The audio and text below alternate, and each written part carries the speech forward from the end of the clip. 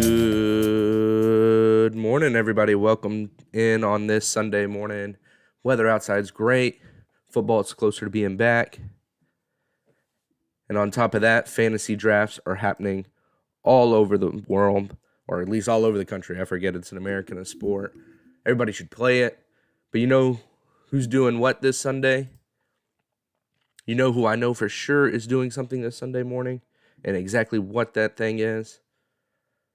This Sunday morning, Tim Tebow is back in church because the Jags have released Tim Tebow earlier this week, ending his chances for an NFL comeback. A lot of people saying I told you so about it. A lot of people knew this was going to happen.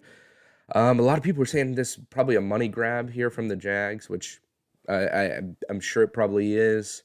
I mean, you get Urban Meyer back as the head coach, reunite the two. Of course, it's going to sell jerseys. People are going to check it out.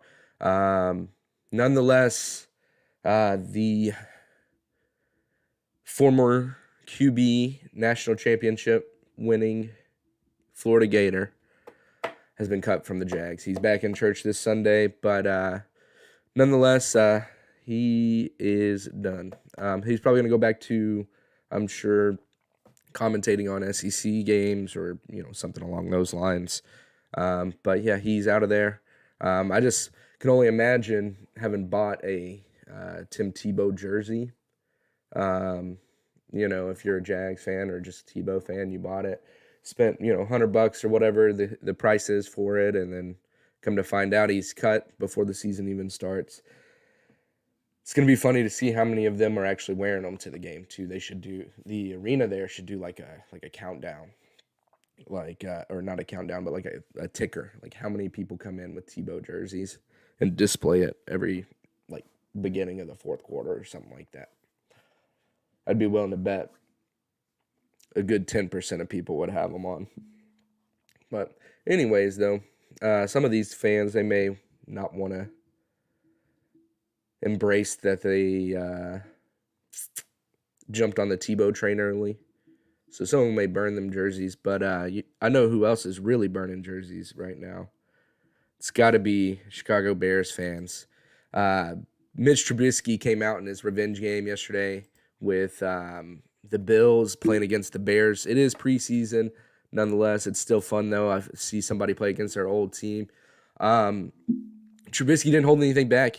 I mean, the Bears are probably wishing, hey, man, where was this guy all along? We have him on the team, and he's terrible. But then he goes and he plays somewhere else. He goes 20 of 28, 220 yards. Went 6 of 7 on his drives, scored on 6 of 7 drives. And the Bears were down 34-6 at the half. While this is impressive from Mitch Trubisky, it is still preseason. We got to remember that. But maybe, they've got a good backup there just in case. Not a bad little backup to have. But this really was just a true representation on how bad of a coach Matt Nagy is. He's probably going to get fired this year. He's going to be the first one on the chopping block, I'm assuming. I wouldn't be surprised if he's gone, before the end of the season is even over. The Bears have been terrible. They've been trying to do everything that, it seems like they're doing everything they can, but nothing's working. Coaching is just awful. But then on the other side of the ball, you had Brian DeBall. He's the offensive coordinator for the Bills. He's more than likely going to be getting a head coach job by the next year from what I'm reading online. So just those two going at it, it just propped Trubisky up to have a great game. But, man, those Bears fans, they got to be sitting there kind of cringing at the fact that Mitchell Trubisky went off on him yesterday. But it was fun to see the Bears get stomped like that. Even more fun because it was their former QB. It is preseason, though, again. It's doesn't really mean shit, but it was still fun to watch. But now, show we got on for today. We're going to be running down the top 10 players, in my opinion, for the quarterback position, the running back position, and the receiver position. And we're gonna do this, and it's not necessarily the ranking is not necessarily based off of like their highest draft value or where they're going in the draft. I factored in a couple of things. I looked at like their strength of schedule, like who are they playing this year. We looked at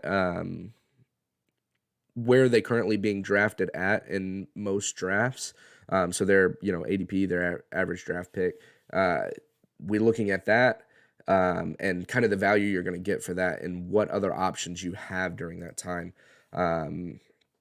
So there's some QBs that some people are going to really reach on. There's some running backs people will reach on or try and sit on, but you don't want to be that person that reaches and doesn't get the value for it. Last year, prime example of that was just Lamar Jackson. I drafted him really early, thinking he was going to have a lights out season. He still had a really good season number wise. I know the Ravens didn't have a great season, but he had a decent season. But the problem was the value didn't add up to where I drafted him.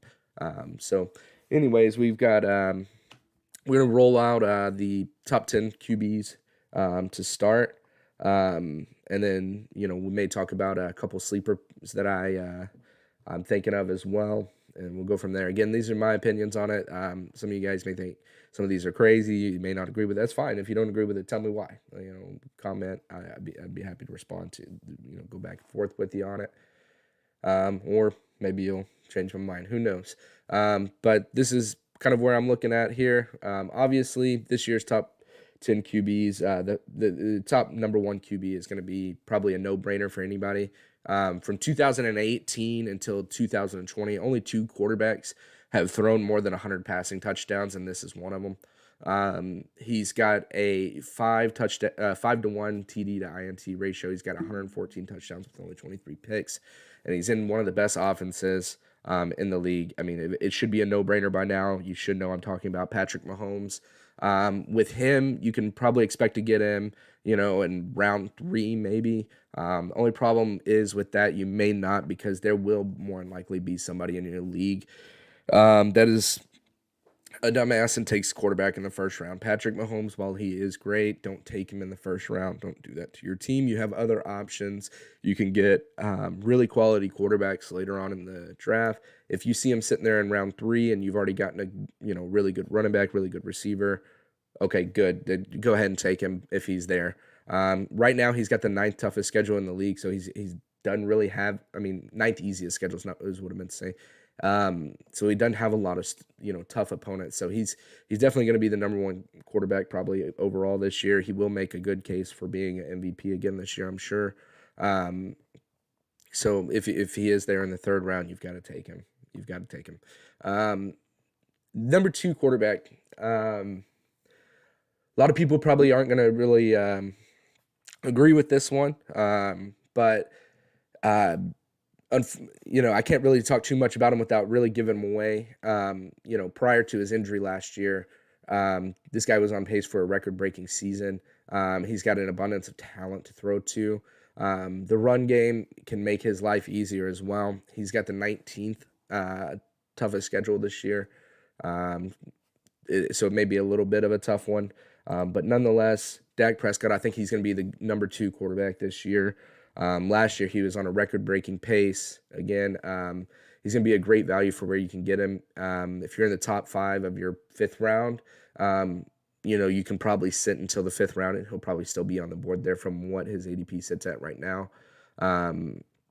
He's going at 44 at the moment. If you got a late 4th round pick and you really just want him, you may have to reach up on that one and get him. But if you've got that early 5th round, you've got a good chance of getting him. I think he's going to have a great year though this year, as long as he stays healthy. That's the main concern. He may have a little rust on the first week or two, especially because he hasn't really been participating in the preseason. He's been dealing with the strain. Nonetheless, I think he's gonna be good. It kills me to say it, but that is who I think number 2 QB for fantasy is going to be this year. Is going to be Dak Prescott. Number 3 on that list. Again, it killed me to do this before. I'm just being a Green Bay fan. I think number 3 on the list, you've got to go with Aaron Rodgers. I don't think he's going to have quite the season he had last year, but I still think he's going to have a great season nonetheless. He had a 9.1 TD rate last year. That is up from, I think he had like 4.8 the season before that. If you can expect something in the middle of there, you're looking at like a 7% maybe. TD rate for him this year, which is really good. It's really good for any receivers you're looking at getting from him as well. But he's probably going to have a minimum of at least 38 touchdowns this year. He had 48 last year, but that 48 is a tough number to replicate. So, but you could probably expect 38 at least out of him. That's going to be a really good pick.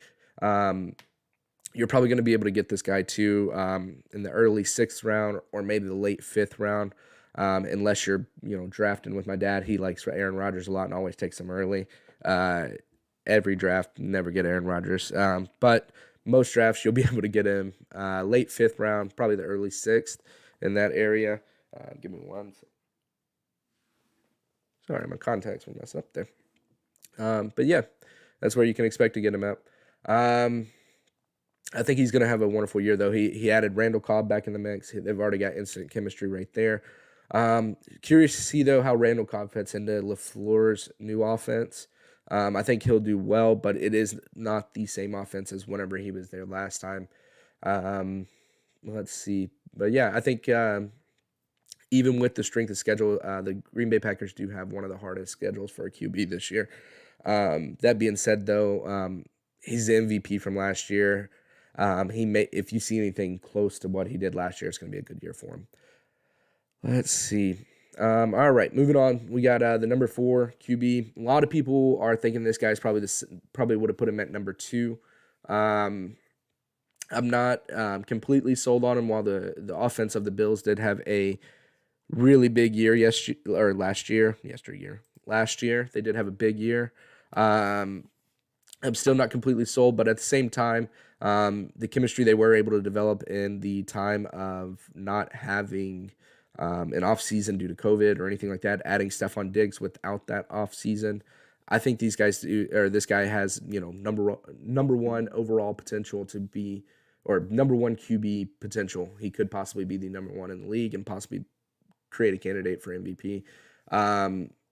But they do have to replicate what they did last year. My thing is, I think that you're going to have to take him way too early.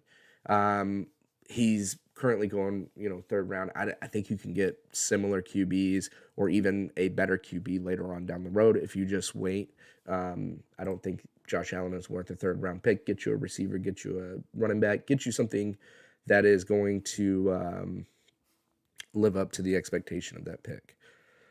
Moving on, we got number 5 here. It's going to be Russell Wilson. A lot of people want to shy away from him just because of his performance towards later in the year last season. I don't think that should deter anybody. Russ is a baller, man. He can run the ball if need be. He can get out of the pocket. He can extend plays. He's got a cannon of an arm. A lot of people want to shy away from him, but he ranks 6th amongst all QBs who have started 50-plus games since the year 2000. He's never finished worse than the 11th best QB in the league, and the last four of the last 7 seasons, Russell Wilson has been a top 3 QB in fantasy football. I think that you need to get him if he's on the board, if you are sitting there in the 6th round without a QB still. But you may have to get him in the 5th as well, maybe like mid-5th, late 5th. But if he's there in the 6th and you don't have a QB yet, he's a good one to go to. At that time, he's probably still there. Number 6, we got on the list here. It's gonna be Lamar Jackson. Myself, like a lot of other people last year, drafted Lamar pretty early, and a lot of us were disappointed by his performance for last year. While he did not have, the 2019 season again last year, he still had a good season. It's just the fact that everybody took him in the 3rd round. Everybody was disappointed with the production they got in return. Where he's sitting at this year, his draft stock is kind of corrected in the market. He's sitting, early 5th, late 4th round for a lot of people, and that's a really good value for someone who's only had 4 games in the last 2 seasons with less than 16 fantasy points in a game. And he's got 21 points or more in 22 of his 30 games that he's played in. Then on top of that, they drafted Rashad Bateman this year, and they signed Sammy Watkins in the offseason. I don't think it's unrealistic to see a 3,800-yard passing season with 1,000 yards rushing from him with the 17-game season or 17-week season. He's going to be a good scorer. His current ADP right now is 41. So if you see him in the 5th round, you got to grab him if you don't have a QB by that point. If you've got a good draft strategy, that should be a good time to take your QB is in that 5th round. There is a lot of talent that would go in that time. This next player, I really think this guy's going to be really good this year. He added even more talent again in the offseason. He was already doing great before. A lot of people don't pay attention to this specific quarterback that I'm about to put as the number 7 QB, I think, in the draft. But a lot of people forget that this guy has totaled 575 fantasy points since week 7 of 2019. There's only been 2 other QBs do that, and that's Josh Allen and Lamar Jackson. The QB I'm talking about right now is Ryan Tannehill. This guy right here is an absolute scorer. If you want to go heavy running back, heavy receiver, get all of your good talent in the first, 4 or 5 rounds, 6 rounds, get those really good players.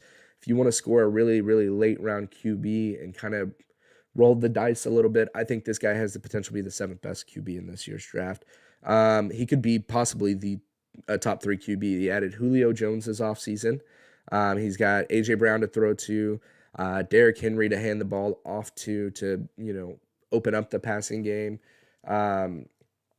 This is a recipe for a good season for him. You can get him in the 9th round in most drafts. So that allows you to get 8 other players that you can stack the rest of your lineup with. Or even if you want in the 9th round, he gives you a second QB option. You can put him on, draft him as well.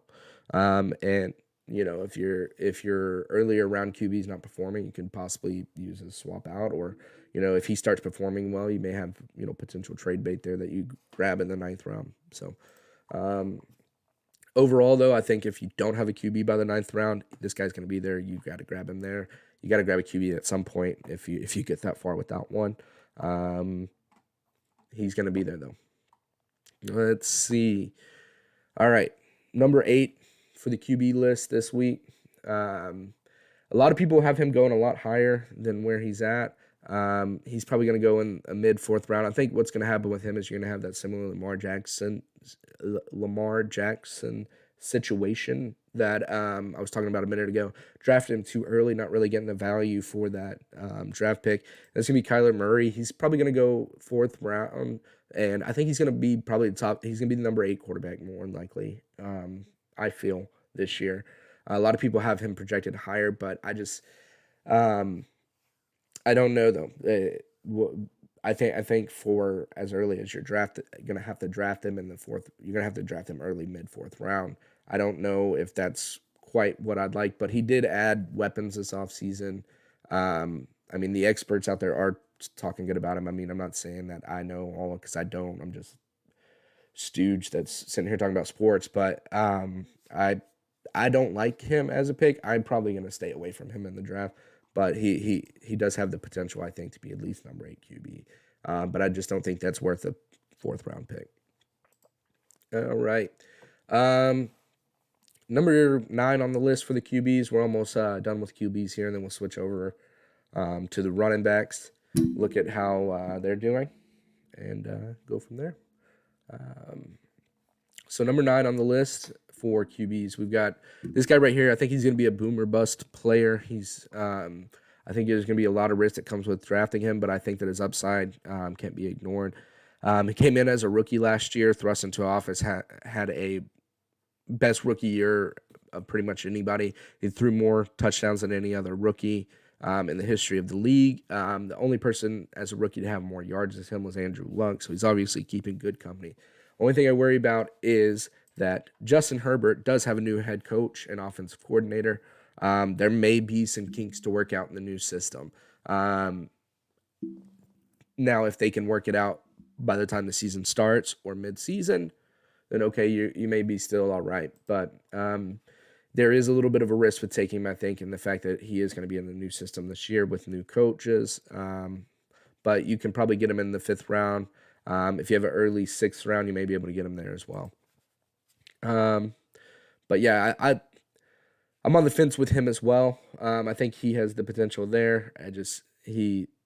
And I think he's going to play well. His talent last year was unreal. It's just how does the new system fare? How does the new system fare? I think it'll be fine though. I think he'll be good. I think he's still a good pick. Just be wary. First couple weeks maybe a little rocky. 10th QB, you can't really go away from this guy, and that's Mr. Tom Brady. While he's not the best fantasy quarterback out there, he does have multiple weapons to throw to. You're only going to get passing stats from him. This guy is not going to run the ball. So that aspect of fantasy points is going to be taken out. However, he's got crazy targets to throw to. He's got Godwin. He's got Mike Evans, Gronk. There's so much talent on that team down there in Tampa Bay. You're probably going to be able to get him in the 7th round. Don't take him any time before that, though. He's not going to give you enough, but that he's good if you want to take some running backs, receivers, maybe get a really good tight end early, things like that. He's going to be a good, filler for later in the draft that will provide consistent and at slightly above average performances for you. He's going to be your safe pick if you take a late QB this year.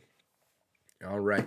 That wraps up the list of the top 10 QBs for the year. Again, those top 10, again, number 1, Patrick Mahomes. Number 2, we've got Dak Prescott. 3, Aaron Rodgers. 4, Josh Allen. 5, Russell Wilson. 6, Lamar Jackson. Ryan Tannehill at 7, Kyler Murray at 8, Justin Herbert 9, and Tom Brady wrapping up the pack at 10. I think these are going to be solid QB choices that you can get. You just got to make sure you take them in the right times of the draft. Don't reach for them. If you reach, it's gonna come back to bite you. You want to go with a good solid strategy of the value you're getting for each point of each pick. That being said, speaking of values of picks, if you really want to go heavy running backs early, don't really want to take a QB early. I actually like this strategy a lot. I do it quite often. And that's to look for possibly a sleeper QB that a lot of people aren't necessarily paying too much attention to. And this week for our sleeper, this guy, he's sitting at an ADP of 122, which means you're going to be able to get him probably around 12, 13, which for this guy is going to be a really good score. It's going to allow you to really stack your team in other positions up to that point, or even possibly give you a second QB option. I think he's a really good option if you're in a 2 QB league. That would be this guy as well. Last year he had a slow start, which I feel like is why some people are shying away from him. But they have to remember he wasn't a new offense last year. It's only going to improve.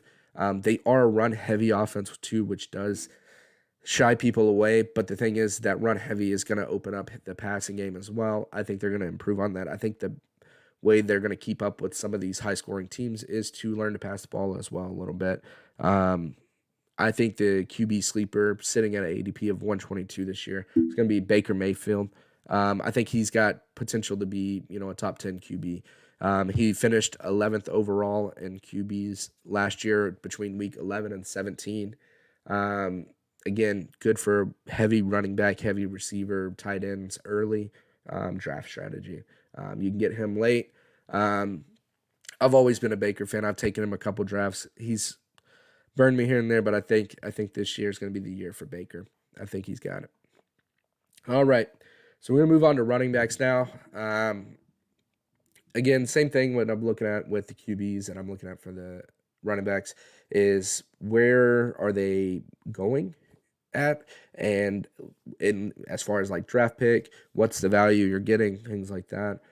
These are my opinion on running backs I like as well. I'm going to probably be looking to draft with this strategy that I am, going over with you guys as well.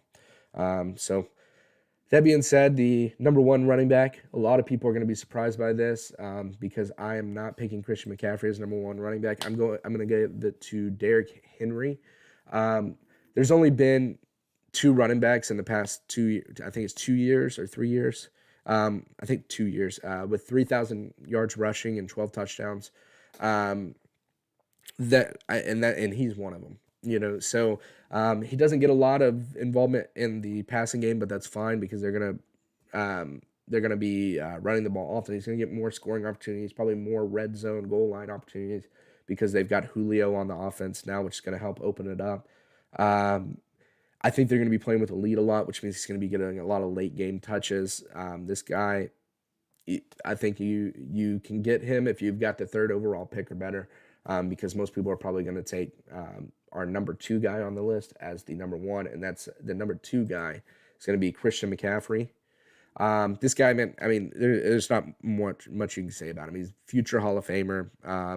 Unfortunately, his career's being wasted by the Carolina Panthers. I mean, the dude's a stud, but he's not. He's on a bad team. But either way, though, I mean, even on a bad team, he finds a way to put up crazy fantasy numbers. He's involved in the passing game quite a bit. So if you're in a PPR league, I'd take him over Derrick Henry. That's the only way. Standard format, I'm going to take Derrick Henry. But in the PPR league, you're guaranteed basically an extra 100 points from him because he's going to get 100 targets every year. So the only downside to this guy and worry that I have about him is if he re-aggravates his injury from last year. But, as they say, if he's scared, go to church. So to get this guy, though, you're going to have the number one pick in the draft. There's very doubtful that you're going to get him at 2, or you may get him at 2, but definitely not 3. He's not staying on for very long. So good luck in all of your draft lotteries, and may the fantasy gods be in your favor for him. The third running back on my list is going to be Dalvin Cook. He does have a little bit of injury risk as well. He's missed 4 games in the past 4 years, but he still managed 3,500 yards in those seasons, and he scored 30 touchdowns. He hadn't played a full season yet, but when he's out there, he's playing very well, obviously. I think he's worth the risk.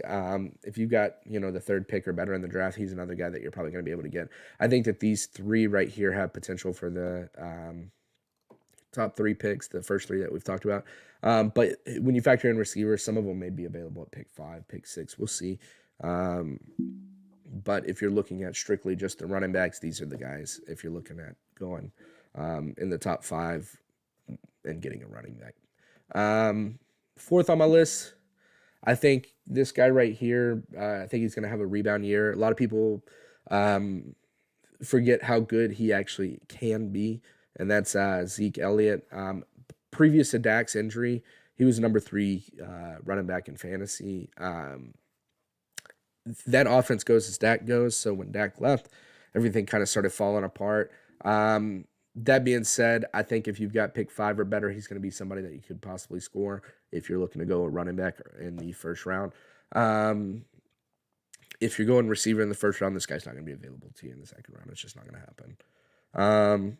But that is my number 4 pick. My number 5 pick, I am hesitant on him. He's got the big playability, and that's going to be his biggest pro that he has here. I think he's going to be in a very different offense than what he's used to now that Drew Brees is gone. There seems to be some issues going down on New Orleans. They also like to use the running back rotation. That hasn't halted him really in the past. So he's still probably going to be a solid pick. I'm probably going to shy away from him. To be honest, I think I can't not include him in my top 5, but at the same time, I am worried about him because he probably will see less targets from Jameis than he did from Drew Brees. Drew Brees would target running backs 28% of the time versus Jameis targets him about 18% of the time. So I still think he's going to be a great pick for him, but I think New Orleans football team is probably going to be a shit show this year, so it's probably one that I'm going to stay away from. But if he's still sitting on the draft towards the end of the first round, maybe grab him then. If you've got a late first round pick, I doubt he's going to be there though, because there's going to be people that want to take him early. I'm just not one of them. Number 6 on the list, I really like this guy. Again, this is going to be a run-heavy offense. He's going to be the workhorse of the team. He's whenever we talked about Derrick Henry having 3,000 rushing yards, 12 TDs with 5 yards per carry. For Derrick Henry being one of the 2 running backs, Nick Chubb is that second running back. He's very efficient on plays. He's in a run-heavy offense. I think he's a top 5 pick for you. If you can get him late in the first round, that's really, really good too. But he may go early first round. Just depends on kind of the guys you're playing with. If they are going to all be looking at running backs early, then he's going to go. If they're going to be looking at receivers early, then he may still be there late in the first. But he's definitely probably going to be a first-round pick.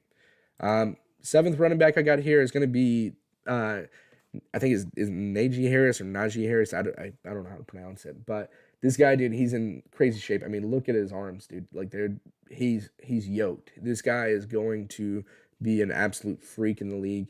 Mike Tomlin is always known to give his running backs a lot of touches. He will work them. That is his MO. Also, too, you don't draft this guy as a three down back like this guy and put him in a running rotation. That's not going to happen. He's going to get 20 plus touch per game, and you're probably going to be able to get him in the second round of your draft. But he may not make it out of the first round. It depends on if anybody's big Alabama fans that are probably sold on him. But I think he's got potential to be number 7 running back in this year's fantasy class. Number 8th on the list, I think is going to be a good one here. It's going to be Jonathan Taylor. He's got the easiest schedule for running backs in the league. He did have, what worries me about him is the beginning of the season, he did have a very big slump in the first 10 weeks. However, from week 11 through 17, he was a top 10 running back. He's not a bad second round option. If somehow he survives to the third round, he's definitely a great option there. I don't know if I'm going to take him any earlier than that, though. But he will have a very easy schedule, so I could see a good performance this year from Jonathan Taylor up in Indianapolis. Especially if Carson Wentz can get back on track, get healthy, get out there, open up the passing game, which open up the running game, keep them guessing. It's both parts of the game need each other. The running game needs pass game needs the running game. For the most part, there's anomalies where that's not the case, but yeah, nonetheless. Number 9 on the list here for running backs. This guy, he's seen 63 targets in 8 games last season. So with Justin Herbert, he played 8 games with him last season and saw 63 targets with him. If you equate that to a 16-game season, that's a pace over 100 targets. There's only one other running back getting that, and that's Christian McCaffrey. I don't think he's going to hit the 100 targets in the season, but he's still going to be very much up there, and that's going to be Austin Eckler out of San Diego. You're going to be able to get him in the second round, especially if it's a PPR league. That's going to be a huge score. If somehow he's in the third round, another huge score for you. So be on the lookout for Austin Eckler in the second round, maybe early third. So I like him, though. He's going to get a lot of targets. He's going to be a great PPR league guy. Another guy that's going to be really good for you in PPR, but that you need to be wary of if you're playing a standard format. This guy's going to get more touches or more targets out of the backfield because Jamal Williams left Green Bay, went to Detroit. I'm talking about Aaron Jones here. He's going to be getting a lot of targets out of the backfield.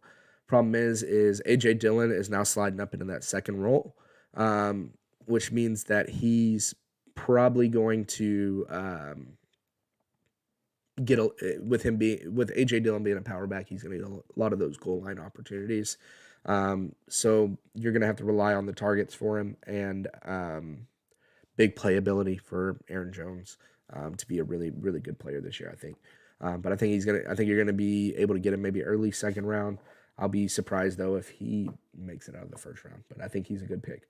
Running back that I believe you absolutely need to stay away from. This guy right here. I talked about him last week briefly, but I just want to mention it again as you're going into your draft. Stay away from Saquon Barkley. He is not worth the value that he's that his draft stock is. He's a top first round pick or mid first round pick. I wouldn't even take this guy in the second round. If he remains healthy, he may be a good third round score, but he can't stay healthy. He's only played 15 games in the last 2 seasons. Basically, hadn't even played a full season over the course of 2 seasons. For that reason, do not draft Saquon Barkley. He will bust this year. He will not be the guy that you want him to be. Do not draft him. I'm warning you. Don't do it. Don't do it. And the Giants are going to suck ass too. They should show up there as well. Sorry to the Giants fans. Stay away from Saquon in your draft. So if you draft him, I didn't tell you so. I may get him in the 3rd round or the 4th round if he's still there, but he ain't going to be there. But that's where his value really is in those rounds. The market will correct for him next year when he has a bad year this year.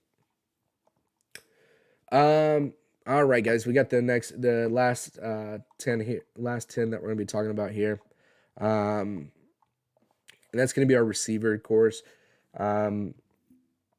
The top 10 receivers I have, a lot of them are gonna be no brainers. I feel like, so again, these are gonna be picked off of also their value for where they're going in most drafts.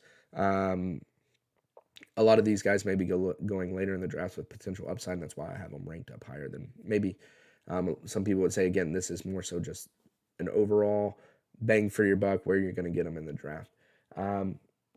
First on my list, obviously, is going to be Davante Adams. If you've got the number 1 pick, take this guy. Take him. He's going to be a guaranteed production for you every week that he's playing. He's got the highest fantasy points per game since Jerry Rice in 1987. He has 21 points per game. Take him number 1. He is going to be your most consistent. Aaron Rodgers came back. He didn't leave in the offseason, anything like that. Davante Adams will be your guy. Get him. Take him. Do not pass on him if he's on the board when you're in the 1st round. Number 2 on my list can be Tyreek Hill. This guy's got 7 games last year with 10 targets. Sammy Watkins also is gone, and they did not replace him. So I assume he's going to get more involved in the offense than he already is. I think he's going to consistently get 10 targets a game again. Take this guy in the 1st round. He's got the deep play ability. He's a touchdown threat every game. You got to take him if he's there in the 1st round. Possibly 2nd. No, he ain't making it the 2nd round. I'm lying. All right. Number 3 on my list for the receivers, gonna have to be Stephon Diggs. I mean, dude was a beast last year. Again, same thing with Josh Allen. They didn't have a offseason to really sync up with each other and really learn the offense, hash things out. And he still put up 1,500 yards and 8 TDs without an offseason last year. This year, they've got an offseason. They've got a chance to really hash out things that maybe they weren't on the same page last year, but it didn't look like there were. Many times they weren't on the same page. He's got one of the best QBs in the league. Throw into him. He's going to have a huge year. He's probably going to be top 5 overall fantasy player this year. So get him in the, top 5 of the draft or top 1st round. He needs to be a 1st round pick.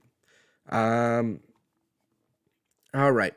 The guy I've got number 4 on my list may come to a little bit of surprise, but in case everybody has missed it, Calvin Ridley has arrived. He has touched down in Atlanta. He is going to be the guy in Atlanta this year. He averaged 11 targets and 100-plus yards per game when Julio Jones was out on injury last year. People are worried about him going up against the top cornerbacks now that Julio Jones is not on the teams. He's going to be attracting the top QBs each weekend, or cornerbacks each weekend. Julio missed so much time last year that he already had the chance to prove himself with that. He was facing those top guys and still getting 11 targets, 100 yards per game. He's going to be probably your safest pick of round 2 or 3. Definitely probably round 3 is where would be the best pick for him, best bang for your buck. He's going to be a solid pick in that time. Don't pass on him in round 3. 5th on my list, he's going to be another, I think, safe pick that you're going to probably be able to land possibly in round 3, and that's going to be DK Metcalf. The dude's an absolute freak of nature. He's just a giant on the ball. He is another Megatron-type player. He finished number 7 overall in the receivers last year. I think he's going to only get better. He's developing as a receiver. Get him in the third round. He's going to have Russell Wilson throwing to him. I mean, there's not much more else you can say about him. He's a guy you want to go with. Number 6 on my list is going to have to be DeAndre Hopkins. He's going to get 150 plus targets probably this year from Kyler Murray. It's his favorite target to throw to. The only thing that's really kind of sliding his draft stock is they did add A.J. Green in the offseason and other receiver talent. You're probably going to be able to get him possibly in the third round. If he's there in the third round, definitely take him. If he's not, he's still a good second round pick as well, though. DeAndre Hopkins is going to have a pretty good year, I believe. Let's see. Number 7 on the list. This guy's going to see less targets because Julio Jones did arrive to town. But this guy is more of an underneath receiver, and that's A.J. Brown. I think he's going to get a lot of opportunities to rack up yards after the catch. He's going to get a lot of targets underneath, a lot of targets to move the chains, per se. I think you're going to get him in the possible third round or late second round. But good guy to get at that time as well. I think he's a good option. All right, number 8 on my list. This is going to come to a surprise to a lot of Cowboys fans because everybody thinks that Amari Cooper is number 1 receiver on the team, and he may be listed as the number 1 receiver. However, I do believe that CeeDee Lamb is going to have the better fantasy year. He was a top 12 receiver whenever Dak was in the 5 games that they had. They had no offseason to get to know each other, get to know the offense. He's got a full offseason in this year, this second year going into the league. I think he's got a top 10 potential. You're probably going to be able to get him with a really good 5th round pick. So I think that's a score at that time. You got to take him if he's there still. Number 9 on the list with the receivers. This guy also very undervalued. I feel like a lot of these receivers are undervalued. This guy's going to be available probably round 4, round 5. But he has 7 straight seasons with 1,000 yards catching. The only concern is possible target share because he does have other competition in Tampa. And number 9 receiver is going to be Mike Evans. He's again, like I said, 7 straight 1,000-yard seasons. Possibly get him early 5th round. He may be available in the 4th, or will be available in the 4th more than likely. If anybody gets injured, his target share is going to go up. You don't wish injury on anybody, but, I mean, if that does happen, there is that upside as well. To wrap up the receiver list, number 10, I've got Keenan Allen. He's got 10 games with 10 targets last year. I think he's in a new offense. They're going to probably utilize his deep threat ability a little bit more downfield. If he's available in round 3, you can take him, but I think there are better options at that time. But a lot of people seem to be hot on him in 3. If you get him in 4, I think that's a good one too. But yeah, that's going to wrap it up. Last one that, receiver that I maybe did leave off the list that a lot of people are worried about, or not worried about, but are hot on, want to talk to, or not talk about, want to draft is Justin Jefferson. He did have a crazy first season. Finishing with 1,400 yards on only 125 targets, though. He is potential for a top receiver. I don't know if he's in the top 10 because I don't know if he's necessarily a safe play. He did only have 125 targets last year. The fact that he was able to reach 1,400 yards, a lot of experts are kind of saying that is unlikely to happen again because nobody's ever reached 1,400 yards on 125 targets before last year. He caught 70% of the targets that were thrown to him, and he averaged 15.9 yards a catch. That efficiency is going to be very hard to repeat. So he's going to be as good as he was last year. He is going to have to probably bump up his target share. That being said, the Vikings have in the past limited receivers such as Stephon Diggs to only 112 targets in 4 or 5 seasons. As Stephon Diggs, they limited. So I'm sure they'll limit Justin Jefferson as well. I think he's going to be a great receiver if available round 4, round 5. I don't think he's going to be there, though, because his current ADP is at 25. So he's probably not going to be there past the 3rd round. So I say that he is good, but not for the draft stock he's at. If you get him 4th, 5th round, he's a good pick, good bet. But where he's at, that's why I left him off the list. But yeah, steer away. Anyways, that's gonna wrap up, guys. Today's show. We talked about the top 10 QBs, running backs, receivers. Some of you guys tuning in, and I appreciate y'all checking it out, checking into the show. If you guys like the show, give it a thumbs up. Make sure if you're not subscribed already, you are subscribed. But yeah, we'll be back again next week on Sunday, same time, 9 Central. See y'all then, guys. Take it easy.